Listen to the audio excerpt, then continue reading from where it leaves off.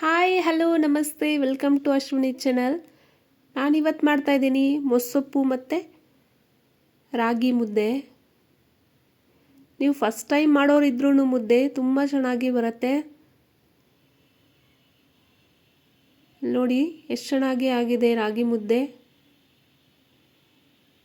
ನೋಡ್ತಾ ಇದ್ರೇ ತಿನ್ಬೇಕನ್ಸುತ್ತೆ.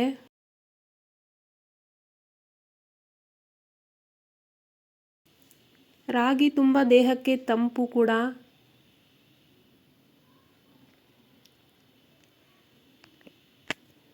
ರಾಗಿ ತಿಂದರೆ ದೇಹಕ್ಕೆ ತುಂಬ ಉಪಯೋಗಕಾರಿ ಇದೆ. ಐರನ್ನು, ಕ್ಯಾಲ್ಸಿಯಮ್ಮು ಎಲ್ಲ ಸಿಗುತ್ತೆ. ಅಟ್ಲೀಸ್ಟ್ ನಾವು ವಾರದಲ್ಲಿ ಒಮ್ಮೆ ಆದರೂ ರಾಗಿ ಮುದ್ದೆನ ನಮ್ಮ ಊಟದಲ್ಲಿ ಸೇರ್ಪಡೆ ಮಾಡ್ಕೋಬೇಕಾಗತ್ತೆ.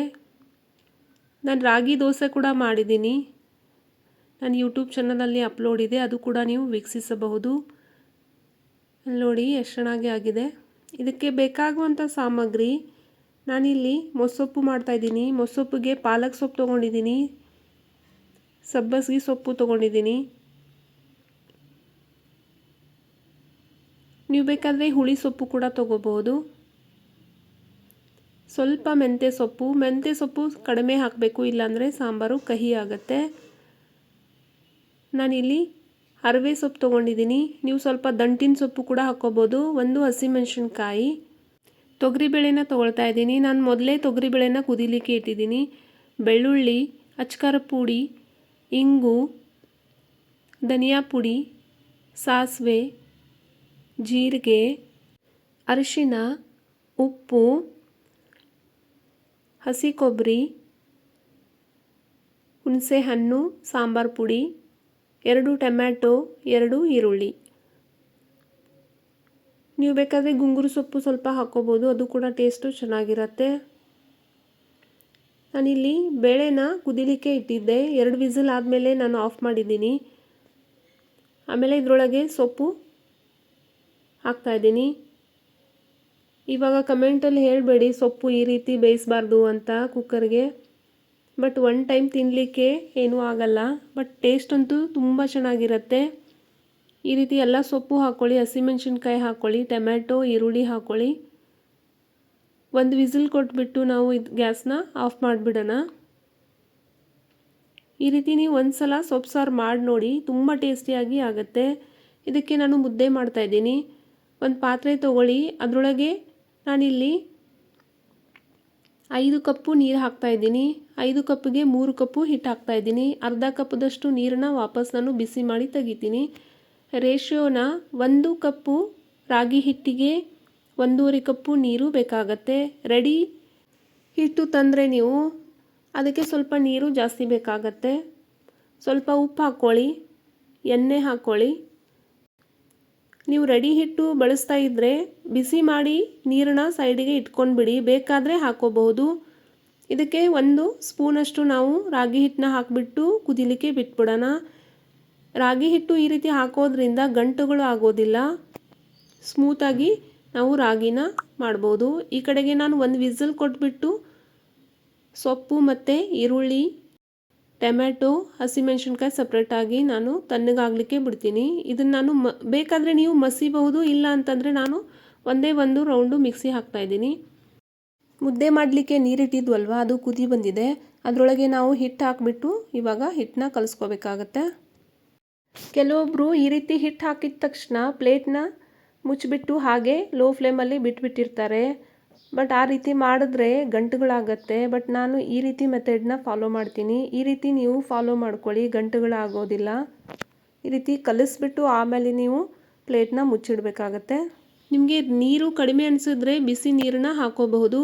ನಾನು ತುಂಬ ಗಟ್ಟಿ ರಾಗಿ ಮುದ್ದೆ ಮಾಡಲ್ಲ, ಸ್ವಲ್ಪ ಸಾಫ್ಟಾಗಿ ರಾಗಿ ಮುದ್ದೆ ಮಾಡ್ತೀವಿ. ನಮ್ಮ ಮನೆಯಲ್ಲಿ ಸ್ವಲ್ಪ ಸಾಫ್ಟ್ ರಾಗಿ ಮುದ್ದೆನೇ ತಿಂತಾರೆ. ಎಲ್ಲ ಕಲಿಸಿ ಆದಮೇಲೆ 2ರಿಂದ 3 ಟೇಬಲ್ ಸ್ಪೂನಷ್ಟು ನೀರು ಹಾಕಿಬಿಟ್ಟು ತಳಕ್ಕೆ ಈ ರೀತಿ ಮುಚ್ಚಿಬಿಡಿ, ಲೋ ಫ್ಲೇಮ್ ಇಡಿ.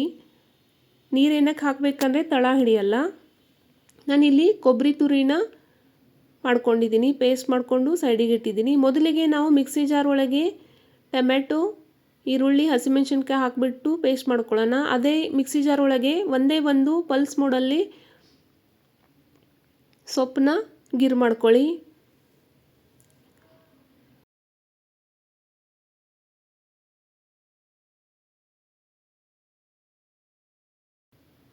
ಈ ಕಡೆ ರಾಗಿ ಮುದ್ದೆ ಕೂಡ ಆಗಿದೆ ನೋಡಿ, ಎಷ್ಟು ಚೆನ್ನಾಗಿ ಆಗಿದೆ. ಇವಾಗ ನಾವು 2 ನಿಮಿಷ ಬಿಟ್ಬಿಟ್ಟು ಮತ್ತೆ ಗ್ಯಾಸ್ನ ಆಫ್ ಮಾಡಿ ಬಿಟ್ಬಿಡೋಣ.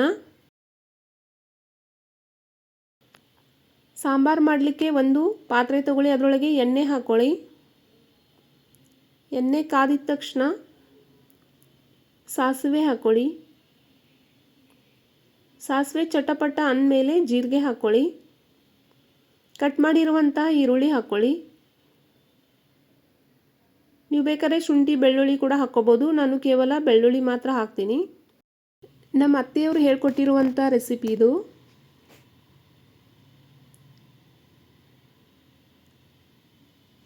ಧನಿಯಾ ಪುಡಿ ಹಾಕ್ಕೊಳ್ಳಿ, ಇಂಗು ಹಾಕ್ಕೊಳ್ಳಿ, ಖಾರ ಪುಡಿ ಹಾಕ್ಕೊಳ್ಳಿ, ಅರಿಶಿಣ ಹಾಕ್ಕೊಳ್ಳಿ. ರುಬ್ಬಿರುವಂಥ ಕೊಬ್ಬರಿನ ಹಾಕ್ಕೊಂಡು ಚೆನ್ನಾಗಿ ಮಿಕ್ಸ್ ಮಾಡ್ಕೊಳ್ಳಿ. ಕುದಿಸಿರುವಂತಹ ಬೇಳೆ ಮತ್ತು ನೀರು ಹಾಕಿಬಿಟ್ಟು ಮಿಕ್ಸ್ ಮಾಡ್ಕೊಳ್ಳಿ. ಹುಣಸೆ ಹಣ್ಣು ಹಾಕ್ಕೊಳ್ಳಿ. ಬೆಲ್ಲ ಕೂಡ ನೀವು ಹಾಕ್ಕೋಬೋದು. ಸಾಂಬಾರು ಪುಡಿ ಹಾಕ್ಕೊಳ್ಳಿ. ರುಚಿಗೆ ತಕ್ಕಷ್ಟು ಉಪ್ಪು ಹಾಕಿಬಿಟ್ಟು ಸ್ವಲ್ಪ ಕುದಿಲಿಕ್ಕೆ ಬಿಟ್ಬಿಡಿ. ಒಂದು ಕುದಿ ಬಂದ ಮೇಲೆ ರುಬ್ಬಿರುವಂತಹ ಸೊಪ್ಪು ಮತ್ತು ಈರುಳ್ಳಿ ಟೊಮೆಟೊ ಪೇಸ್ಟ್ನ ಹಾಕ್ಕೊಂಡ್ಬಿಡಿ. ನಿಮಗೆ ಗಟ್ಟಿ ಬೇಕಂದರೆ ಗಟ್ಟಿ ಮಾಡ್ಕೊಳ್ಳಿ, ಇಲ್ಲಾಂದರೆ ತೆಳುವಾಗಿ ಇರಲಿ. ಸ್ವಲ್ಪ ಕೊತ್ತಂಬರಿ ಸೊಪ್ಪು ಹಾಕಿ ಒಂದು ಕುದಿ ಬಂದ ಮೇಲೆ ಸ್ಟವ್ನ ಆಫ್ ಮಾಡಿಬಿಡಿ. ಈ ಕಡೆ ಮುದ್ದೆ ಮಾಡ್ಕೊಳ್ಳೋಣ. ಇಲ್ಲಿ ನೋಡಿ ಇನ್ನೂ ಎಷ್ಟು ಬಿಸಿ ಇದೆ ಮುದ್ದೆ. ತಳ ಏನೂ ಹಿಡ್ದಿಲ್ಲ ನೋಡಿ. ನಾವು ನೀರು ಹಾಕೋದ್ರಿಂದ ತಳ ಹಿಡಿಯಲ್ಲ. ಸ್ವಲ್ಪ ತಣ್ಣೀರು ಕೈಗೆ ಸವರ್ಬಿಟ್ಟು ಮುದ್ದೆನ ಮಾಡ್ಕೊಳ್ಳಿ. ಇಲ್ಲ ಅಂತಂದರೆ ಒಂದು ಬೌಲ್ ತೊಗೊಳ್ಳಿ, ಅದಕ್ಕೆ ಸ್ವಲ್ಪ ತುಪ್ಪ ಹಾಕ್ಬಿಟ್ಟು ಈ ರೀತಿ ಹಿಟ್ಟನ್ನ ನಾದ್ಕೊಳ್ಳಿ. ಇದರಿಂದ ಏನಾಗುತ್ತೆ, ಮುದ್ದೆ ಸಾಫ್ಟಾಗಿ ಬರುತ್ತೆ. ನಿಮಗೆ ಮುದ್ದೆ ಇನ್ನೂ ಗಟ್ಟಿ ಬೇಕಿತ್ತು ಅಂದರೆ ನೀರು ನೀವು ಸ್ವಲ್ಪ ಕಡಿಮೆ ಹಾಕ್ಕೊಳ್ಳಿ. ನಮ್ಮಲ್ಲಿ ಸಾಫ್ಟಾಗಿ ಮುದ್ದೆನೇ ಬೇಕಾಗತ್ತೆ, ಅದಕ್ಕೆ ನಾನು ಇಷ್ಟು ನೀರು ಹಾಕಿದ್ದೀನಿ. ಕೇವಲ ತಣ್ಣೀರಲ್ಲಿ ಕೈ ಅದ್ಬಿಟ್ಟು ಈ ರೀತಿ ಹಿಟ್ಟನ್ನ ನಾದ್ಕೊಳ್ಳಿ. ಇಲ್ಲಿ ನೋಡಿ ಇಷ್ಟು ಸಾಫ್ಟಾಗಿ ಬರಲಿ, ಯಾವುದೇ ರೀತಿ ಗಂಟುಗಳಾಗಿಲ್ಲ ನೋಡಿ. ನೀವು ಫಸ್ಟ್ ಟೈಮ್ ಮಾಡೋದಿದ್ರೂ ಪರ್ಫೆಕ್ಟಾಗಿ ಆಗುತ್ತೆ. ಈ ರೀತಿ ಮೆಥಡ್ನ ಫಾಲೋ ಮಾಡ್ಕೊಳ್ಳಿ.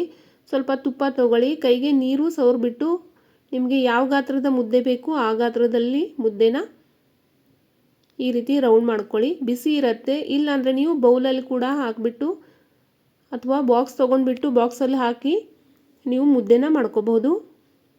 ಇಲ್ಲಿ ನೋಡಿ ಮುದ್ದೆ ಎಷ್ಟು ಚೆನ್ನಾಗಿ ಆಗಿದೆ. ಮೇಲ್ಗಡೆ ಸ್ವಲ್ಪ ತುಪ್ಪ ಸವರಿ ಇಟ್ಬಿಡಿ. ಬಿಸಿ ಬಿಸಿ ಮುದ್ದೆ ಮೊಸಪ್ಪು ರೆಡಿಯಾಗಿದೆ. ನಾನು ಯೂಟ್ಯೂಬ್ ಚಾನಲ್ನ ಸಬ್ಸ್ಕ್ರೈಬ್ ಮಾಡಿಲ್ಲ ಅಂದರೆ ಸಬ್ಸ್ಕ್ರೈಬ್ ಮಾಡ್ಕೊಳ್ಳಿ, ಬೆಲ್ ಬಟನ್ನ ಪ್ರೆಸ್ ಮಾಡ್ಕೊಳ್ಳಿ. ಇದೇ ರೀತಿ ಹೊಸ ಹೊಸ ವಿಡಿಯೋ ಎಲ್ಲ ನೀವು ವೀಕ್ಷಿಸಬಹುದು. ನನ್ನ ವಿಡಿಯೋದಲ್ಲಿ ರಾಗಿ ರೊಟ್ಟಿ, ರಾಗಿ ಪರಾಠ ಅಪ್ಲೋಡ್ ಇದೆ, ನೀವು ಅದು ಕೂಡ ವೀಕ್ಷಿಸಬಹುದು. ಇದೇ ರೀತಿ ಎಲ್ಲ ಮುದ್ದೆ ಮಾಡ್ಕೊಳ್ಳಿ. ಸರ್ವ್ ಮಾಡಬೇಕಾದ್ರೆ ಮೇಲ್ಗಡೆ ಸ್ವಲ್ಪ ತುಪ್ಪ ಹಾಕಿಬಿಟ್ಟು ಸರ್ವ್ ಮಾಡಿದ್ರೆ ಬಿಸಿ ಮುದ್ದೆ ಮೊಸಪ್ಪು ತಿಂತಾಯಿದ್ರೆ ಆಹಾ, ರುಚಿನೇ ಬೇರೆ. ನೋಡಿ ಸೊಪ್ಪು ಸಾರು ರೆಡಿಯಾಗಿದೆ. ನೀವು ಗಟ್ಟಿ ಬೇಕಂದರೆ ಸ್ವಲ್ಪ ನೀರು ಕಡಿಮೆ ಹಾಕ್ಕೊಳ್ಳಿ. ಸ್ವಲ್ಪ ನಾನು ಮೇಲ್ಗಡೆ ಒಗ್ಗರಣೆ ಹಾಕಿದ್ದೀನಿ. ನೀವು ಮನೆಯಲ್ಲಿ ಟ್ರೈ ಮಾಡಿ ನೋಡಿ ಹೇಗಾಗಿದೆ ಅಂತ ಹೇಳಿ. ರುಚಿ ರುಚಿ ಅಡುಗೆ ಮಾಡ್ತಾಯಿರಿ, ತಿಂತಾಯಿರಿ, ತಿನ್ನಿಸ್ತಾಯಿರಿ, ಹೆಲ್ದಿಯಾಗಿರಿ. ನಾನು ಯೂಟ್ಯೂಬ್ ಚಾನಲ್ ಸಬ್ಸ್ಕ್ರೈಬ್ ಮಾಡಿದವರಿಗೆ ಧನ್ಯವಾದಗಳು. Thanks for watching my video.